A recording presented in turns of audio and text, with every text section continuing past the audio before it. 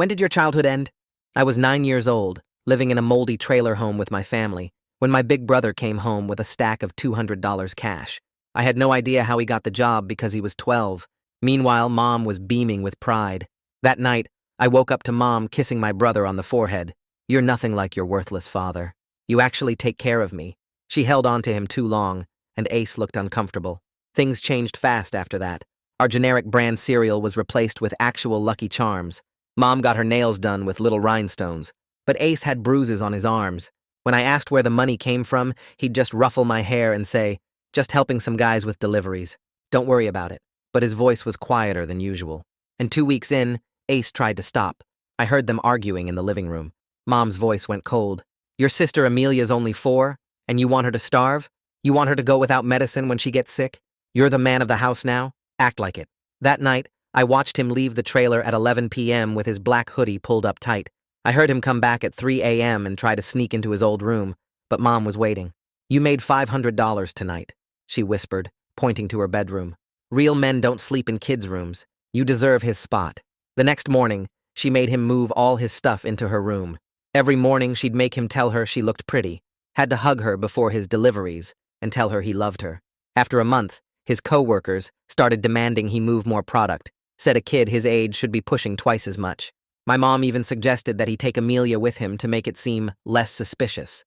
My brother started getting these dark circles under his eyes from barely sleeping. Mom would keep him up talking about how proud she was, how he was so much better than Dad, how they didn't need anyone else. She started buying matching clothes for them, called it their thing. When I turned 10, Mom got greedier. She'd take all his money, then go buy herself new clothes while we ate ramen for the third night straight. Amelia would ask why Ace wasn't eating, and he'd say he wasn't hungry, giving her his portion. Once Ace tried to keep $20, and Mom lost it. "After everything I've done for you, you're selfish like your father." For the next few days, he went to school with no lunch. And on the 4th day, my mom's phone rang. It was a school counselor. "Mrs. Johnson, we're concerned about your son. He's been falling asleep in class, his grades have dropped, and, oh, he's just been helping with family responsibilities." My mom's voice was sugar sweet. "You know how it is being a single mother with 3 kids. The counselor pushed harder. "We'd like him to speak with someone, just to make sure everything's okay at home." The next day, when I got home from school, Mom cornered me. "You're 10 and a half now, old enough to be homeschooled by your brother and help him with deliveries." Before I could say anything, Ace stormed into the room. "No! Don't you dare bring him into this!" His voice cracked. Mom grabbed Amelia, who was watching TV. "Fine. Then maybe your sister is old enough to help. She's almost 5. Mom's face turned purple when Ace lunged forward. "I am your mother! You have to do what I say!" Smack. He opened his mouth to say more, and she slapped him across the face before tearing his mattress apart. Amelia started crying, and Mom yelled, "See what you made me do? You scared your sister!" Underneath the bed frame, she found a bag that looked like flour and held it up. "Watch what happens when you disrespect me." She then walked over to the toilet bowl and dumped it all in before flushing it down the drain. Ace went so pale I thought he might faint. "Mom, they fronted me that. You don't understand what you just did." His voice was barely a whisper. His phone started buzzing nonstop, text after text. It was the first time I ever saw him cry. Mom just kept yelling about respect and responsibility. Amelia was hiding behind the couch, confused why everyone was screaming. At 3 a.m., there was a knock at the door. Ace looked at me and said, "I need to tell you something about Mom, about why Dad really left." But he never got to finish. Ace stood up and walked to the door. I stayed in the hallway where the shadows were thick enough to hide me. He opened it just a crack, and 2 men pushed their way inside. The bigger one had a scar running down his neck, and the other wore a baseball cap pulled low. The one with the scar did all the talking. He told Ace they'd be back tomorrow night with a different kind of conversation if the money wasn't there. His voice was quiet, but it made my skin feel cold. Ace just nodded. His face went completely blank, like nobody was home behind his eyes anymore. The men looked around our trailer, taking in the peeling wallpaper and the couch with the broken spring. The one in the baseball cap laughed and said something about how Ace better not be holding out on them. Then they left. Ace closed the door and locked it. He slid down to the floor with his back against the door and just sat there. I counted in my head. He didn't move for 20 minutes. His eyes were open, but he wasn't blinking much. I almost went over to him, but something about the way he looked scared me too much. Mom's bedroom door opened. She came out wearing her pink bathrobe with her hair all messy from sleep. She walked right past me like I wasn't even there. She sat down next to Ace on the floor and used her baby voice to ask if he wanted some hot chocolate. She reached out and started stroking his hair like he was 5 years old. She told him she knew he'd figure it out because he was so smart and responsible. She kept petting his hair, and I watched Ace's jaw get tight. But he didn't pull away from her. He just sat there and let her touch him while staring at nothing. Mom eventually stood up and said she was going back to bed. She bent down and kissed the top of his head before walking back to her room. I waited until I heard her door close. Then I walked over and sat down next to Ace on the floor. We sat there quiet for a while. He finally turned his head to look at me. His voice came out as a whisper when he started talking. He said Dad left because Mom was doing the same thing to him, treating him like a husband instead of a partner, getting angry when he had boundaries, making everything about what she needed. He said Dad tried to take us, but Mom threatened to call the police. She said she'd tell them Dad was kidnapping us. I felt my stomach drop. Ace kept going. He said Dad sent letters for 2 years, but Mom burned them all. We never got to read a single one. He found one once that got delivered when Mom wasn't home. It said Dad was working on getting us out. It promised he didn't abandon us. I felt like the floor just disappeared under me. I spent 2 whole years thinking Dad just didn't care about us anymore, thinking he left and forgot we existed. But he was trying. He was fighting for us, and we never knew. My throat got tight, and I couldn't talk for a minute. When I could finally speak, I asked Ace how much money the dealers wanted. He said $3,000 by tomorrow night. His voice cracked when he said it. He told me there was no way he could make that much in one day, even if he worked all day and all night without stopping. I watched him realize out loud what that meant. He said they were going to hurt him, or worse, they'd take it out on me and Amelia. The sky started getting lighter outside our window. Mom's alarm went off in her bedroom. Ace stood up and I followed him to the kitchen. Mom came out already dressed with her makeup done. She was wearing a new bracelet I'd never seen before. Her nails were freshly done with little flowers painted on them. She did her usual morning thing. She stood in front of Ace and waited. He told her she looked pretty. His voice sounded dead. She smiled and opened her arms for a hug. Ace hugged her and told her he loved her. She held on too long, like always. When she finally let go, Ace picked up his backpack. His hands were shaking so badly he almost dropped it twice. Mom kissed his cheek and told him to have a good day. He walked out the door without looking back. I got ready for school, but my brain felt fuzzy.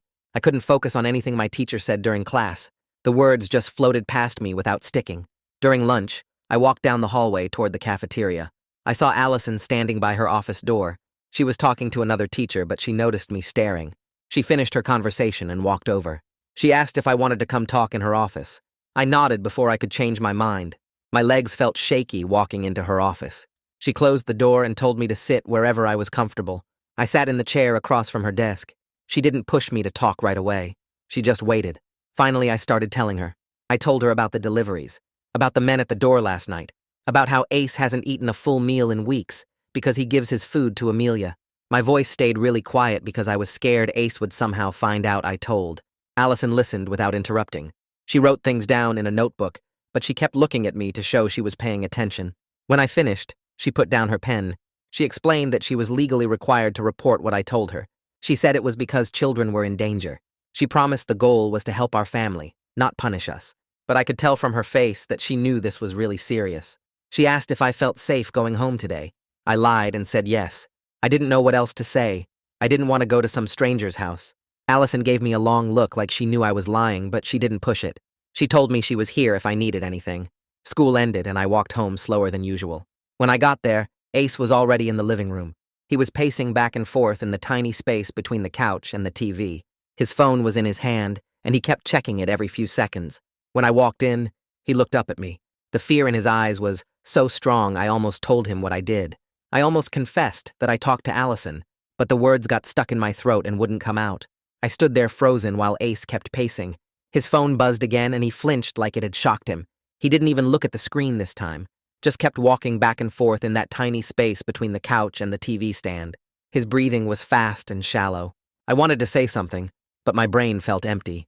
The front door suddenly opened and Mom walked in carrying 4 big shopping bags.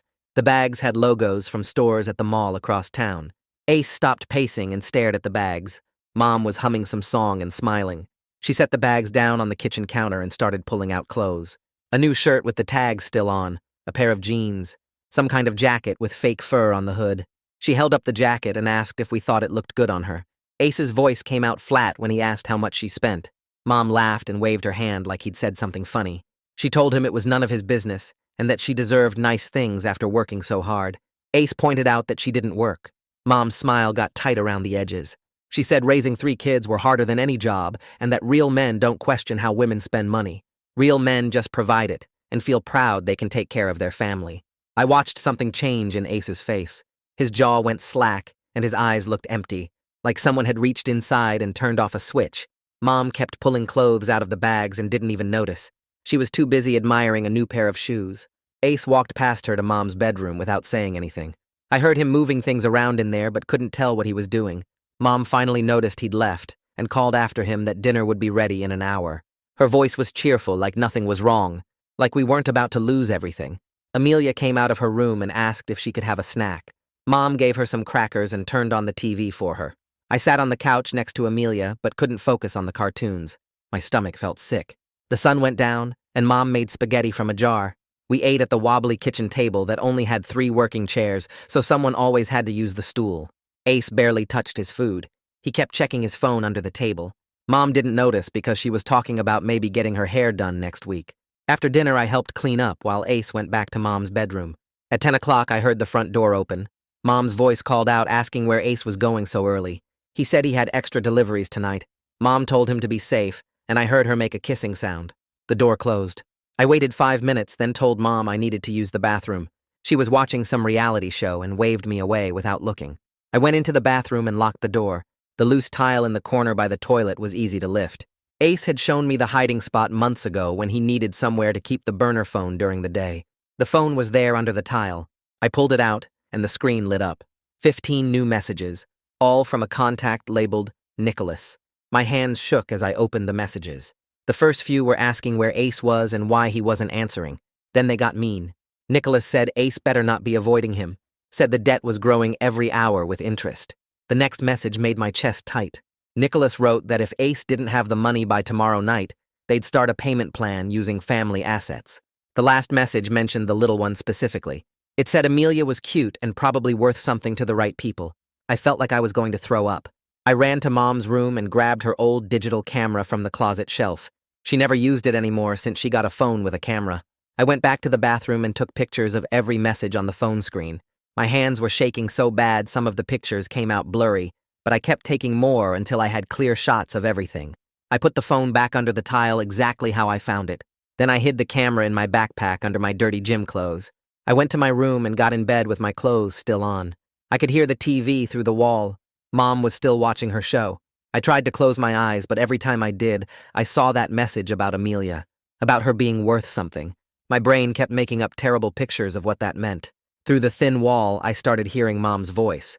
She wasn't talking to anyone, just talking to herself in that weird, happy voice she used with Ace sometimes. She was saying how proud she was of her man, how he took such good care of her, how they didn't need anyone else because they had each other. She kept calling him her man over and over, not her son, her man, like he was her husband or boyfriend. It made my skin feel crawly and wrong. I pulled my pillow over my head, but I could still hear her voice going on and on. At 2 in the morning, I heard the front door open again. Footsteps went to the bathroom. Then I heard crying. Ace was trying to be quiet, but the walls were too thin. He was making these choking sounds like he couldn't breathe right. Mom's bedroom door opened. Her footsteps went down the hall. She knocked on the bathroom door. Her voice went all soft and sweet, asking if Ace wanted to talk about what was wrong. Ace told her to leave him alone. Mom sounded hurt. She said she was just trying to be there for him, that she loved him and wanted to help. Ace didn't answer. After a minute, Mom's footsteps went back to her room. The bathroom door finally opened, and Ace went into Mom's room. I heard the bed creak, then nothing. I still couldn't sleep. My alarm went off at 7, and I felt like I hadn't slept at all. I got dressed and went to the kitchen. Mom was already up making coffee. She was wearing one of her new outfits. Amelia was eating cereal at the table. Then I heard voices at the front door. Mom went to answer it, and her whole face changed. She got this big fake smile. A woman was standing in the doorway. I recognized her. Noelle, the CPS lady who came before. Mom's voice went all sugar-sweet, explaining that she'd had to reschedule the last appointment because of a family emergency. But everything was fine now. Totally fine. Noelle said she needed to see all 3 kids together. Mom called for Ace, but nobody answered. Mom checked her bedroom and came back looking confused. She said Ace must have left early for school. Noelle wrote something in a little notebook. That made Mom's smile get tighter. Noelle came inside and kneeled down to talk to me and Amelia. She asked if we were doing okay. if we had enough food, if we felt safe. I tried to answer normal, but my voice sounded weird and high. I said yes to everything. Amelia just nodded and kept eating her cereal. Noelle asked a few more questions about school and if anyone ever hurt us. I shook my head. Noelle watched my face for a long time before writing more stuff in her notebook. After Noelle left, Mom's fake smile disappeared instantly. She closed the door hard and turned to look at me. Her voice had an edge to it when she asked if I'd said anything to anyone at the school. I shook my head fast. Mom stared at me for what felt like forever. Then she said she hoped I knew that talking to outsiders would destroy our family, that people wouldn't understand and would take us away from each other, that I needed to be loyal. I nodded. Mom's face relaxed a little and she told me to get ready for school. At the school, I couldn't focus on anything my teacher said. The words just floated past me. During lunch, I was walking to the cafeteria when I saw Allison in the hallway. She was talking to another teacher, but when she saw me, she stopped. She walked over and quietly asked if I could come to her office after lunch. I nodded. My legs felt shaky walking to her office later. She closed the door and told me to sit down. Then she said that CPS was opening an investigation into our family, that I did the right thing by telling her what was happening. Her voice was calm and steady. She asked if I had any proof of what was going on, any evidence that could help. I suddenly remembered the camera in my backpack. I told her about the burner phone and the messages from Nicholas, about the threats. Allison's face got very serious. She explained that physical evidence could help protect Ace and get us all to safety faster. She pulled out a small piece of paper and wrote down her personal cell phone number. She told me to hide it somewhere safe and call her if anything bad happened. I took the paper and folded it up tiny. Then I stuck it in the bottom of my shoe under the insole where nobody would find it. That afternoon, I waited by the school entrance until the buses left and most kids were gone. I walked home fast, but not running because I didn't want anyone to notice me. The trailer park was quiet when I got there. Mom's car wasn't in the driveway yet. I unlocked the door and went straight to the bathroom. My fingers fumbled with the loose tile by the toilet. The burner phone was right where I'd hidden it. I grabbed it and shoved it deep into my backpack. Then I ran to the kitchen and found Mom's old digital camera in the junk drawer. I checked the screen and all the photos of the text messages were still there. I put the camera in my backpack too and zipped it closed. That's when I heard tires on gravel outside. Mom's car door slammed. I walked out of the kitchen trying to look normal. Mom came through the door with her purse and a coffee cup. She smiled when she saw me and said she had a fun idea. She was taking Amelia to get her nails done like a big girl. They could match, and it would be so cute. Her voice had that high, excited tone she got when she was about to spend money. I nodded and said that sounded nice. Mom went to get Amelia from her room and I clutched my backpack straps. Mom had no idea what was coming tonight. She didn't know about the dealers or the deadline or any of it. She was just planning nail colors while everything was about to explode. Mom and Amelia left 20 minutes later. I watched through the window as Mom buckled Amelia into her car seat. They drove away and the trailer felt empty and wrong.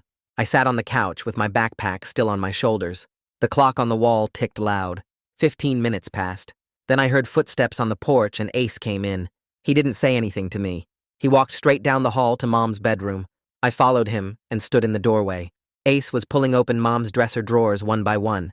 He moved clothes aside and checked under things. In the bottom drawer, he found a stack of cash held together with a rubber band. He took it out and counted it slowly. His lips moved, but no sound came out. When he finished counting, he just stared at the money in his hands. He said out loud that it wasn't even close to enough. His voice was flat and empty. I asked how much was there, and he said maybe $200. The dealers wanted $3,000. He put the money back exactly where he found it and closed the drawer. Ace finally looked at me standing in the doorway.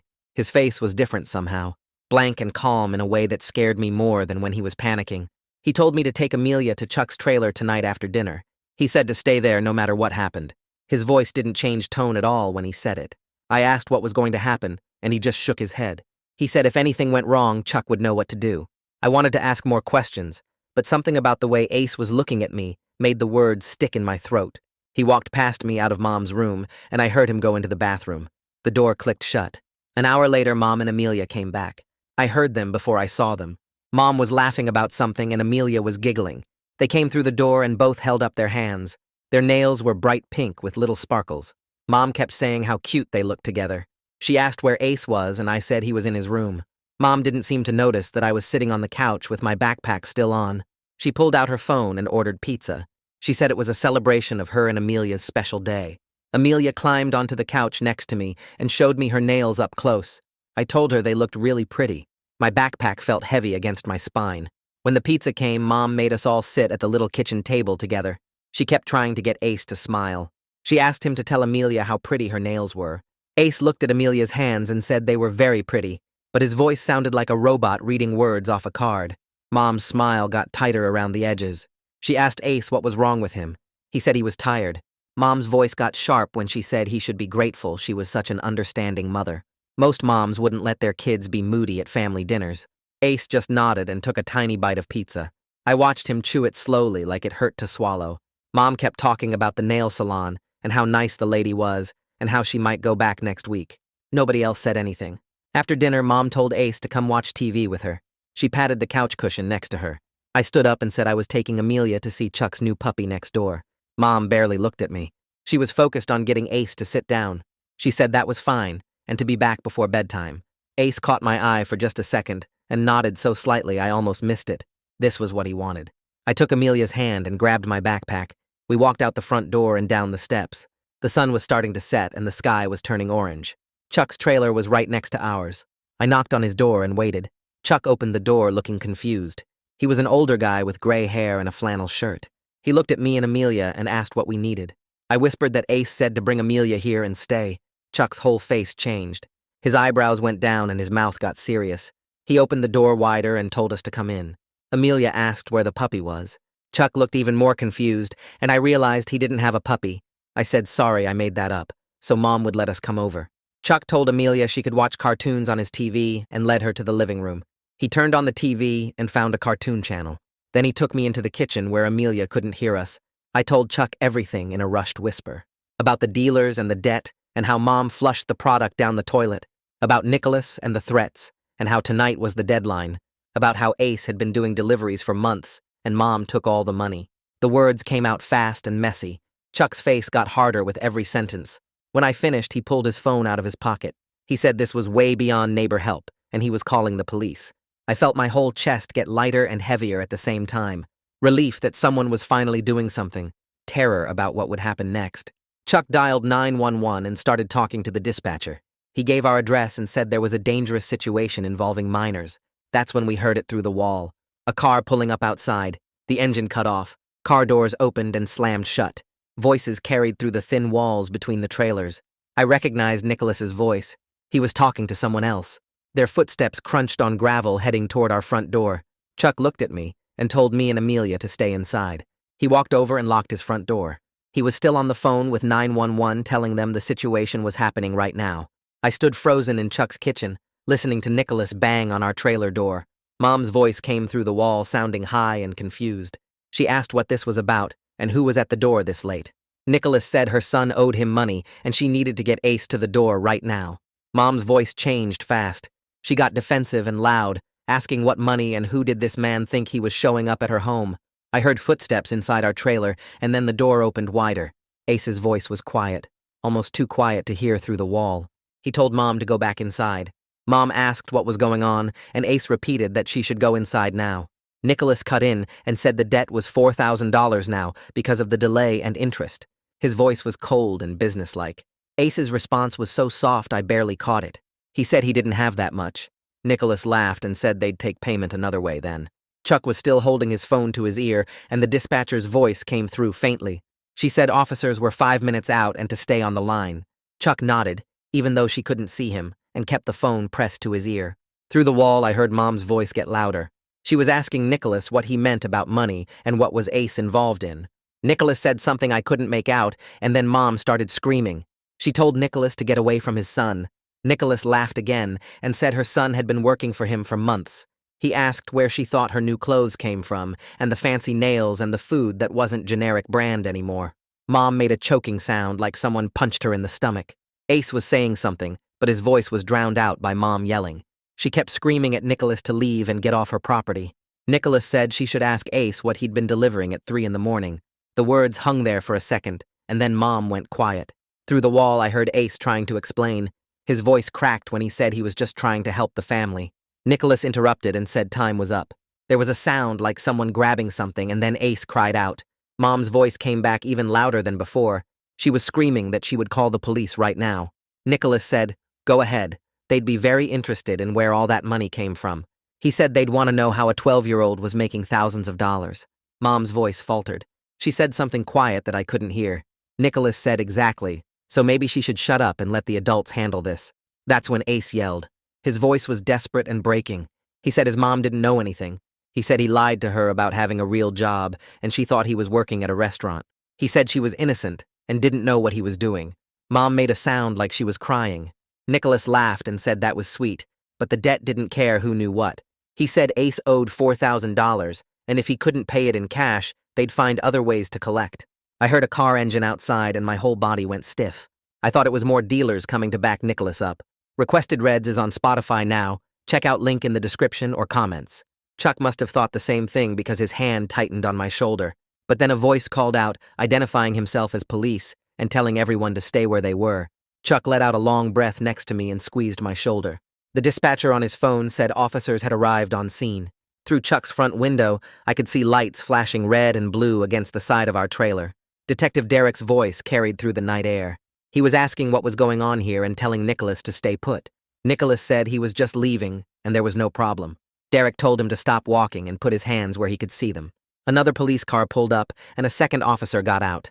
I watched through the window as they separated everyone. Nicholas stood near his car with his hands visible.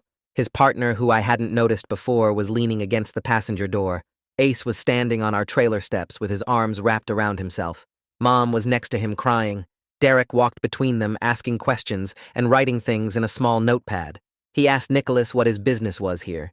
Nicholas said he was just having a conversation with a friend. Derek asked Ace if that was true, and Ace shook his head. The second officer was talking to Mom, and she was gesturing wildly with her hands. Another car pulled up, and I recognized Noelle's sedan. She got out fast and walked straight toward where Ace was standing.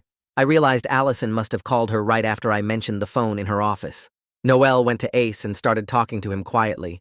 I couldn't hear what she was saying, but I saw Ace shaking his head over and over. Noelle kept talking and put her hand on his shoulder gently. Ace's whole body started shaking, and then he broke down, crying. His shoulders heaved, and he covered his face with his hands. Noelle moved closer and said something else, and Ace just nodded. There was a knock on Chuck's door. Chuck told me to stay behind him and went to answer it. Derek was standing there with his notepad. He asked if he could speak with me, and Chuck said yes, but he was staying right here. Derek nodded and said that was fine. He asked my name and I told him. He asked what I knew about what was happening tonight. I explained about the burner phone in my backpack and how Ace had hidden it under the bathroom tile. I told him about the messages from Nicholas with threats about Amelia. I said I took pictures with Mom's old camera because I thought someone needed to see them. Derek's face got more serious with each thing I said. He wrote faster in his notepad. When I finished, he asked if he could take the phone and camera as evidence. I nodded and went to get my backpack from where I'd dropped it near Chuck's couch. Amelia was still asleep on the couch with the TV playing cartoons quietly. I unzipped the backpack carefully so I wouldn't wake her. The burner phone was wrapped in a plastic bag at the bottom. The camera was in the side pocket. I brought both to Derek and handed them over. He thanked me and said I did the right thing by keeping these safe. He put them in clear evidence bags and labeled them with a marker. Chuck asked what was going to happen now. Derek said they were taking Nicholas in for questioning and child endangerment. He said CPS was already here and would be handling the family situation. He looked at me when he said a detective would need to get a full statement from me tomorrow, but tonight I should just stay with Chuck where it was safe. I watched through the window as the second officer walked Nicholas toward the police car parked under the streetlight. Nicholas kept talking loud and fast, saying Ace came to him asking for work, that he never forced a kid to do anything. The officer told him he had the right to remain silent, and maybe he should use it. Derek stood nearby writing in his notepad and told Nicholas to save it for his lawyer. Nicholas's voice got higher as the officer opened the back door of the police car. He was saying something about how kids these days will do anything for money, and how was he supposed to know Ace was only 12? The officer put his hand on Nicholas's head and guided him into the back seat. The door closed, and Nicholas's voice got muffled, but I could still see him talking through the window. His hands were cuffed behind his back, and he kept leaning forward, trying to see what was happening with Ace and Mom. The police car's lights were still flashing red and blue across all the trailers, and I saw curtains moving in windows as neighbors watched. Mom was sitting on our trailer steps now with her shoulders hunched forward. Her head was in her hands, and she was rocking back and forth a little. Another officer was standing near her with his own notepad asking questions. I couldn't hear most of it, but every few seconds Mom's voice would get loud enough to carry. She kept saying she thought Ace had a real job, that some guy hired him to help with deliveries. The officer asked what kind of deliveries, and Mom said she didn't know. She didn't ask because they needed money so badly. Her voice sounded small and broken, nothing like the sharp, angry voice she used at home. She was crying and wiping her face with her sleeve. The officer kept writing and asking more questions. Mom gestured toward our trailer, talking about the bills and the broken heater and Amelia's medicine. She said she was just trying to keep her kids fed and warm. The officer's face didn't change, and he kept writing. Noel walked across the gravel driveway toward where Ace was standing near our trailer. Ace had his arms wrapped around himself and was staring at the ground. Noel said something to him and touched his shoulder gently. Ace shook his head over and over.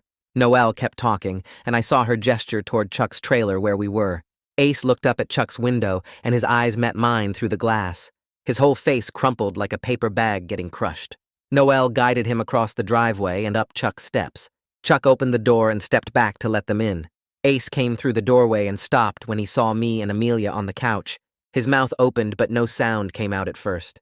Then he said he was sorry. He said it again and again, his voice breaking on every word. Amelia sat up from where she'd been dozing and rubbed her eyes. She looked at Ace and asked if he was in trouble. Her voice was small and confused. Noel knelt down in front of Amelia so they were at the same height. She told Amelia that Ace was going to be okay, that grown-ups were going to help now. Amelia asked if Ace had to go away, and Noel said yes for a little while, but it was to keep him safe. Ace covered his face with his hands and his shoulders shook.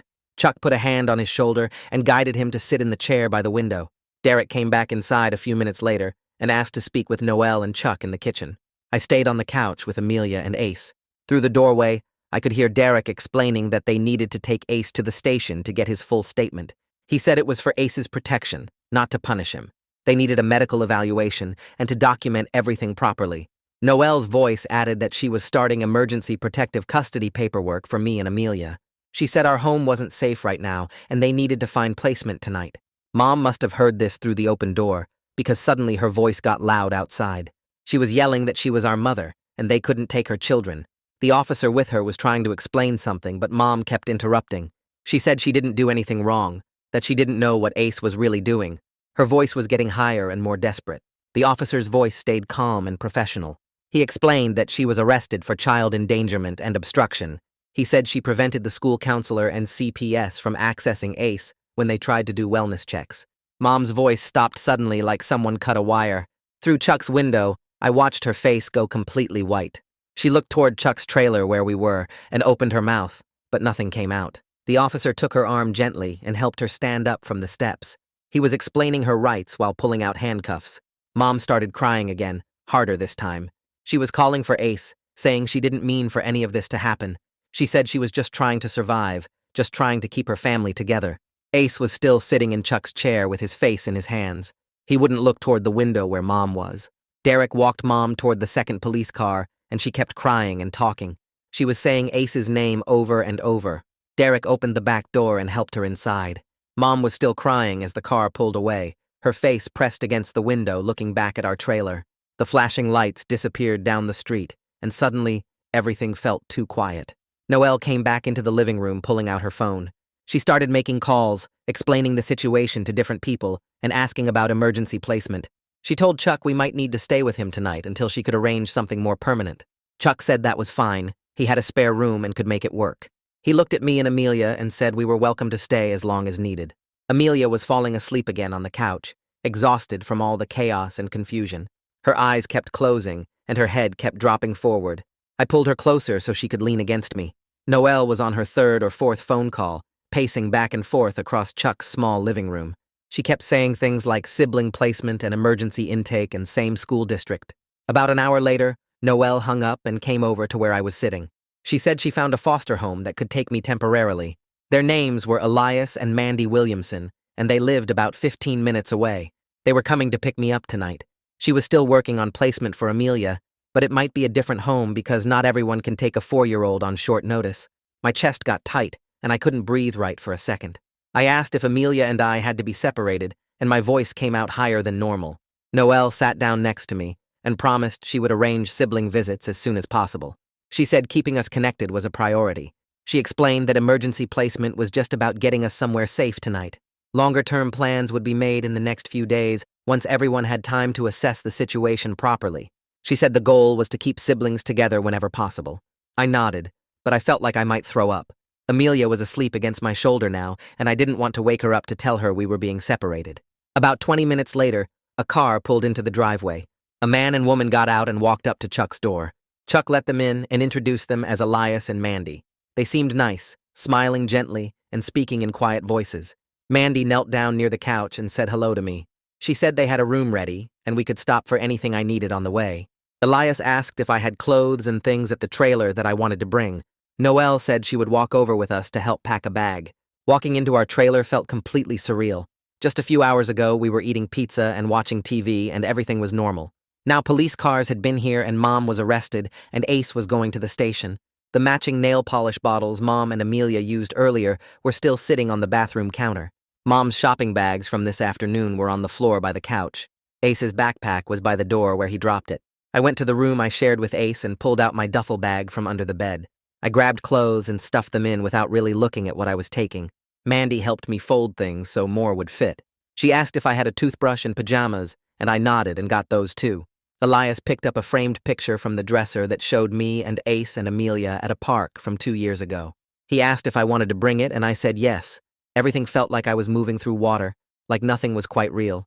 Derek came over while I was zipping up the duffel bag and knelt down, so he was at my eye level. He told me that what I did by telling Allison and giving him the evidence probably saved Ace's life. He said Nicholas has a history of violence, and the threats were real, that they found weapons in his car when they arrested him. I nodded, but I didn't feel brave at all. I just felt tired and scared and guilty all at once, like my whole body was made of lead. Elias picked up my bag, and Mandy touched my shoulder gently, saying we should get going. Walking out of the trailer felt wrong, like I was abandoning something even though there was nothing left to stay for. The police cars were gone now, and the trailer park was quiet, except for a dog barking somewhere. I climbed into the back seat of their car and watched our trailer get smaller through the rear window until we turned a corner and it disappeared. The Williamsons lived in a regular neighborhood with actual houses and streetlights that worked. Mandy pulled into a driveway, and they led me inside to a small bedroom with clean sheets and a nightlight plugged into the wall. The room smelled like laundry detergent instead of mold. Mandy asked if I wanted a snack, and I said no, but she made me a peanut butter sandwich anyway and put it on a plate with some apple slices. Elias sat at the kitchen table with me and explained their house rules in a gentle voice. Bedtime was at 9 on the school nights. I needed to do my homework before TV, and I should let them know if I needed anything. He said weekends were more flexible and they usually did something fun like going to the park or getting ice cream. Everything felt too normal and too weird at the same time, like I was watching someone else's life happen. After I finished half the sandwich, Mandy showed me where the bathroom was and gave me a new toothbrush still in the package. She said goodnight and left the bedroom door open a crack, so the hallway light came through. I changed into my pajamas and got into the bed with the clean sheets. The mattress was soft and didn't have any springs poking through. I lay there staring at the ceiling and couldn't sleep. My brain kept showing me pictures of Ace at the police station and Amelia with strangers and Mom in a jail cell. I wondered if I destroyed our family or saved it. I kept thinking about how Ace looked when they put him in the police car and how Mom cried when they handcuffed her. My thoughts went in circles for hours, the same questions over and over with no answers. The nightlight made shadows on the wall that looked like people moving. I heard a clock ticking somewhere and Elias coughing in another room. Around 4 in the morning, exhaustion finally pulled me under, and I fell asleep. When I woke up, sunlight was coming through the window, and Mandy was knocking softly on the door. She said it was time to get ready for school, and she'd drive me so I wouldn't miss class. I got dressed in clothes from my duffel bag that were wrinkled from being packed wrong. Mandy made me eat cereal and toast, even though my stomach felt sick. The drive to the school was quiet, except for the radio playing some talk show. When we pulled up to the entrance, Allison was standing there waiting. She walked over to the car and told Mandy she'd take me to her office first before class started. In her office, Allison sat across from me and said that Ace was physically okay and being checked by doctors and counselors. She told me I was incredibly brave and that none of this was my fault. I wanted to believe her, but it felt like it was my fault because I was the one who told. She asked how I slept and I lied and said fine. She gave me a pass to class and walked me to my classroom door. My teacher saw me come in and her whole face changed, getting softer. She didn't make me answer any questions during the lesson and let me sit quietly at my desk. I couldn't focus on anything she was teaching. The words on the board just looked like shapes, and I kept forgetting what page we were on. During lunch, I sat at a table by myself, because I didn't know how to act normal when my whole life just fell apart. A kid from my class came over and asked where I'd been yesterday afternoon. I said I had family stuff, and he nodded and walked away. I picked at my food and threw most of it away. The afternoon classes were just as bad, my brain refusing to hold on to any information.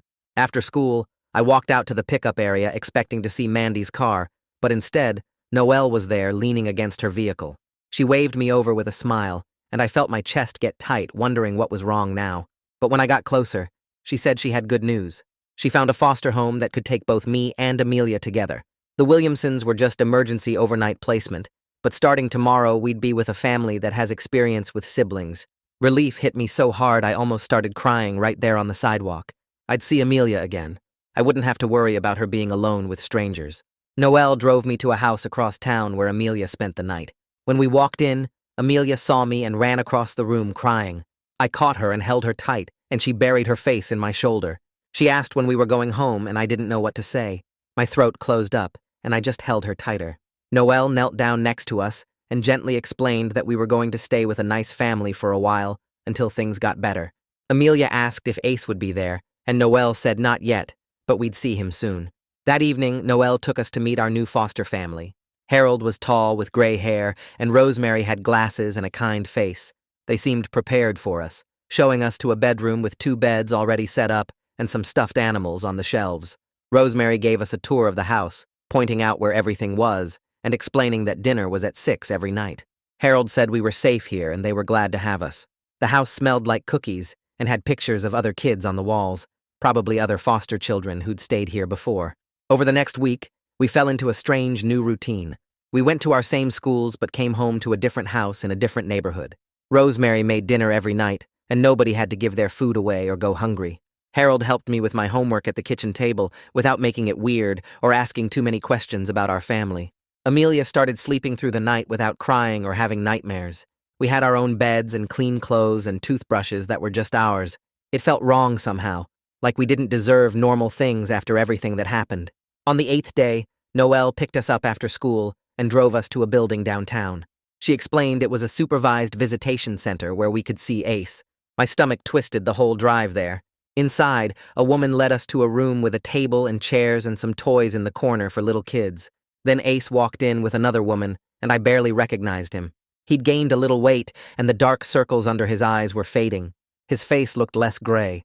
He saw us, and his expression crumpled, and he rushed over and hugged us both at the same time. He kept saying he was sorry over and over. Amelia hugged him back hard and asked why he went away. I told him he saved us, and he started crying, really crying with his shoulders shaking. The woman supervising the visit stayed in the corner giving us space. Ace wiped his eyes and asked how we were doing, and if Harold and Rosemary were treating us okay. I said they were nice, and we had our own room. He looked relieved. We sat at the table and Amelia showed him a drawing she made at the school. Ace studied it carefully and told her it was beautiful. For an hour, we just sat together, and it felt almost normal, except for the woman watching and the plain walls and knowing we couldn't leave together. When the visit ended, Ace hugged us again and promised he'd see us next week. Walking out of that building without him felt like leaving him behind all over again. The next week, Noelle drove us back to the visitation center, and Ace was already waiting in the same room with the table and chairs. He looked different again, better somehow, like he was sleeping more and eating regular meals. His face had color in it, instead of that gray, exhausted look. The woman supervising stayed in her corner, and Ace sat down across from us at the table. He told us he was in something called a diversion program instead of getting charged with crimes because Derek and the prosecutor understood that he was used. He had to do counseling twice a week and community service on Saturdays, but if he finished the whole program without messing up, he wouldn't have a criminal record. His voice was quiet when he explained it, but I could hear something new in it, like maybe things could actually be okay. He said the counselor he was seeing was helping him understand that what Mom did wasn't normal and that he wasn't responsible for taking care of her like that. Amelia drew pictures while we talked and kept showing them to Ace. He studied each one carefully and told her they were beautiful. Then Ace leaned forward and said he needed to tell us something important about Dad. He said a social worker at the juvenile center helped him get in contact with some records, and they were trying to find Dad to see if he could take us. Dad had been paying child support whenever he had money and asking about us for years. Mom lied about him abandoning us. Dad actually tried to stay in our lives, but Mom made it impossible. She told the courts he was dangerous and unstable when he wasn't. She burned his letters before we could read them. Ace's hands shook when he told us this, and I felt angry and sad at the same time. All those years I thought Dad just didn't care about us, and it was a lie. Amelia asked who we were talking about, and I had to explain that we had a dad who wanted to see us. She didn't remember him at all since she was only 1 when he left. 2 weeks after everything happened with the police and Mom getting arrested, Noelle took us to a courthouse downtown for a hearing about temporary custody. We had to go through metal detectors and then wait in a hallway with hard benches. Mom was there with a lawyer who looked tired and carried a beat-up briefcase. Mom looked small and different without her makeup and nice clothes. She was wearing a plain gray shirt, and her hair was pulled back in a ponytail. She saw us and started to walk over, but her lawyer put a hand on her arm and shook his head. We went into a courtroom with wood panels and a high desk where the judge sat. The judge was a woman with glasses who looked at a thick folder of papers while we all sat down. She read through police reports and CPS findings and Ace's statement and the evidence from the burner phone that I gave to Derek. Mom's lawyer tried to say some things about how Mom was a single parent doing her best, but the judge held up her hand to stop him. The judge asked Mom directly if she had anything to say, and Mom just shook her head. The judge signed some papers and said the temporary custody order would stay in place. Mom didn't fight it or argue. Her lawyer whispered something to her, and she nodded. Then the judge looked at Mom and started listing things she had to do. Mom couldn't contact us directly at all, not even letters or phone calls. She had to complete something called a parenting assessment, where someone would evaluate if she understood what she did wrong. She had to do a substance abuse evaluation, even though drugs weren't the main problem. She had to go to counseling and prove she could provide a safe home before anyone would even consider letting us come back. The judge's voice was firm but not mean when she explained all this. Mom started crying silently and nodding. The judge asked if she understood, and Mom said yes in a voice so quiet I barely heard it. Watching her cry made my stomach hurt. I felt sad for her and angry at her at the same time. She was still my mom even though she did terrible things. Part of me wanted to run over and hug her, and part of me never wanted to see her again. Amelia asked why everyone looked so serious, and I didn't know how to explain it to a 4-year-old. A few days later, Noelle came to Harold and Rosemary's house after dinner and asked to talk to me and Amelia. She sat us down at the kitchen table and explained that Nicholas took something called a plea deal. That meant he admitted to what he did and agreed to go to prison instead of having a trial. He got sentenced to 5 years for drug dealing and contributing to the delinquency of a minor, which meant using Ace, who was just a kid. Derek had called Noelle to tell her the news and wanted us to know that Nicholas wouldn't be a threat for a long time. The other dealers who worked with Nicholas scattered after he got arrested because police started watching the trailer park more carefully. They increased patrols and made it harder for that kind of business to happen there. I felt relief wash over me, knowing Nicholas was locked up and couldn't hurt Ace or threaten us anymore. Amelia didn't really understand what we were talking about, but she could tell it was good news from how Noelle was smiling. A month went by with us living at Harold and Rosemary's house and going to our regular schools and having visits with Ace every week. Then one afternoon, Noelle picked us up with a huge smile on her face. She said she had important news and we should sit down. She found Dad. He was living 2 states away and working construction jobs. He'd been trying to save money for a custody battle, but couldn't afford a lawyer before. When Noelle contacted him and explained what happened with Mom and Ace and everything, he got a lawyer right away. Dad had been clean and stable for 3 years. He had a steady job and an apartment, and he wanted us to come live with him. Noelle said he cried on the phone when she told him we were safe and asked about each of us by name. He'd been paying child support whenever he could and asking about us for years, just like Ace said. Mom really did lie about everything. Dad was fighting to stay in our lives the whole time, and Mom blocked him at every turn. Noelle explained that there would be a process where the court had to evaluate Dad and make sure he could take care of us, but she felt hopeful about it. I didn't know how to feel. I barely remembered Dad, and Amelia didn't remember him at all. But the idea of having a real parent who actually wanted us and wasn't going to use us felt like something I didn't dare hope for. 2 weeks later, Noelle took us to the visitation center, but this time we weren't there to see Ace. We were there to meet Dad. My stomach was doing flips the whole drive over. We walked into a different room than the one we used for Ace's visits. This one had a couch and some toys and felt less official. Then a man walked in, and I recognized him from old photos Mom used to have before she threw them all away. He was tall with dark hair that was starting to go gray, and he had lines around his eyes. He looked older and tired, but when he saw us, his whole face changed. His eyes got wet and shiny, and he stood there for a second, like he didn't know what to do. Then he knelt down to our level and said our names. He apologized for not being able to get us out sooner and promised he was going to make things right. His voice cracked when he talked, and I could tell he meant it. Amelia hid behind me at first because she didn't know him at all, but Dad was patient and gentle. He didn't try to force her to hug him or come closer. He just talked softly and showed her a stuffed bear he brought. Eventually, she took a few steps toward him and accepted the bear. We sat on the couch, and Dad asked us questions about school and what we liked to do. It was awkward and emotional and strange, but also felt right somehow. The woman supervising the visit watched but gave us space.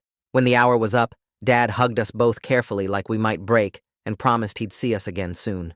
Over the next 2 months, we had visits with Dad every week while the court people checked him out.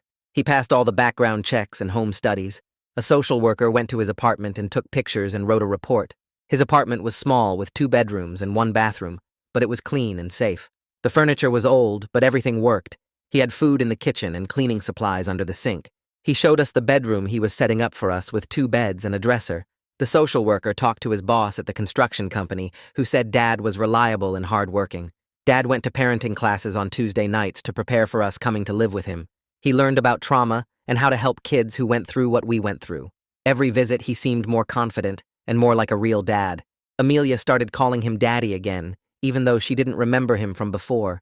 She just knew he was safe and kind and brought her little presents every time. The judge reviewed all the reports and evaluations and approved a transition plan. We would start staying overnight with Dad on weekends and then move in full-time after a month if everything went well. The overnight visits went fine. Dad cooked us meals and helped with homework and made sure we brushed our teeth. He didn't ask us to take care of him or make him feel better. He took care of us like a parent should. Finally, moving day came, and Harold and Rosemary helped us pack our stuff into garbage bags and cardboard boxes.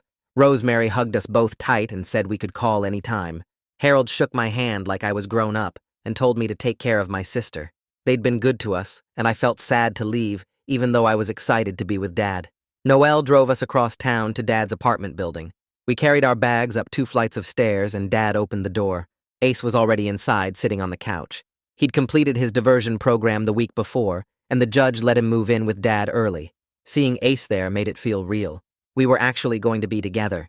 Dad showed us our room where he'd set up the beds with new blankets and put our names on the wall in wooden letters. The kitchen was stocked with real food, not just ramen and generic cereal. We had milk and bread and fruit and chicken in the freezer. That night, we ate dinner together at the small table in the kitchen. Dad made spaghetti and garlic bread, and we all sat down at the same time. Nobody's hands were shaking. Nobody had to pretend everything was okay, because everything actually was okay. We were safe now, really safe, and nobody was going to use us or hurt us or make us do things kids shouldn't have to do. Amelia laughed at something Ace said, and Dad smiled watching us. After dinner, we sat on the couch and watched a movie together like a normal family. For the first time in years, I felt like I could breathe all the way. We could finally start healing together. That's it for this one. I'm so glad you stuck around, because it makes all the difference knowing someone's listening. I hope it added something positive to your day. Subscribe and come back for more.